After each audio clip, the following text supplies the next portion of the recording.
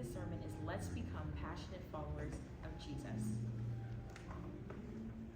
In today's world, in a world full of temptations and distractions, it's easy to fall into the trap of lukewarmness. It's easy to get caught up in the things that distract us from committing to our faith fully. But as followers of Jesus, we're called to do more than just go through the motions. I have to admit, I have been a lukewarm Christian.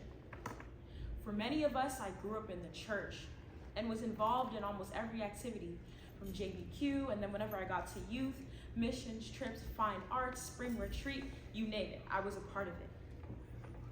But I shortly began to realize that whenever I would go home and step out of the church and into my own maximum impact environment, I was not really fulfilling a relationship with Christ.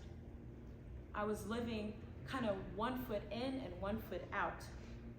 So for today's sermon, let's dive into why being lukewarm in our faith is a big deal and how we can choose to be on fire for Christ instead. To begin, in Revelations 3:15 through 16, Jesus does not hold back when he is giving the church in Laodicea the lukewarm warning. He says, look, you're neither hot nor cold. You're just lukewarm. And then he follows to say, and I will spit you out. He's basically saying that lukewarmness, or being kind of sort of about our faith, is just not the way to go. Lukewarmness slips into our life when we're just going through the motions, which Jesus does not want from us at all.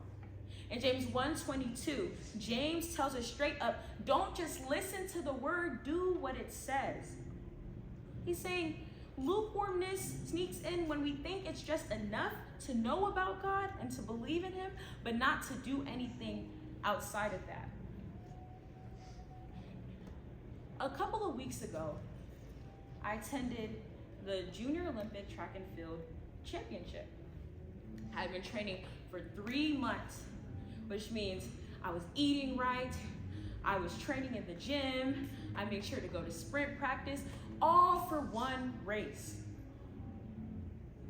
Whenever I got there, I succeeded. I set a personal record, and I even broke a school record. But as a Christian, we have to be able to follow Christ wholeheartedly. For just as I was a track runner and had to train up for this moment, as a Christian, if we want to see a fulfilling relationship with Christ, we have to give our all. In John 2:15 through 16, we have to choose what really matters. John tells us not to get caught up in the things of this world, like wanting stuff just because it's flattering or we're trying to impress others. Because lukewarmness creeps in when we care more about fitting in with the world's trends and desires than following Christ wholeheartedly. But real faith means putting Christ first and not letting worldly things distract us from him. In John 14:6, Jesus is the real deal. He lays it out plain and simple. He is the only way to God. Lukewarmness doesn't fly when it comes to following Jesus. He calls us to be all in, to surrender our lives completely to him, and to make him the center of everything we do. Lukewarmness just doesn't cut it when Jesus is offering us a chance to experience real life and truth. So guys, as we think about where we are in our faith, let's not settle for being lukewarm. Let's choose to be passionate followers of Christ who are all in. Lukewarmness might seem like the easy way, but it's not the way Jesus wants us to live. So let's ditch the blah and embrace the excitement for living for Christ in everything we've got. Amen.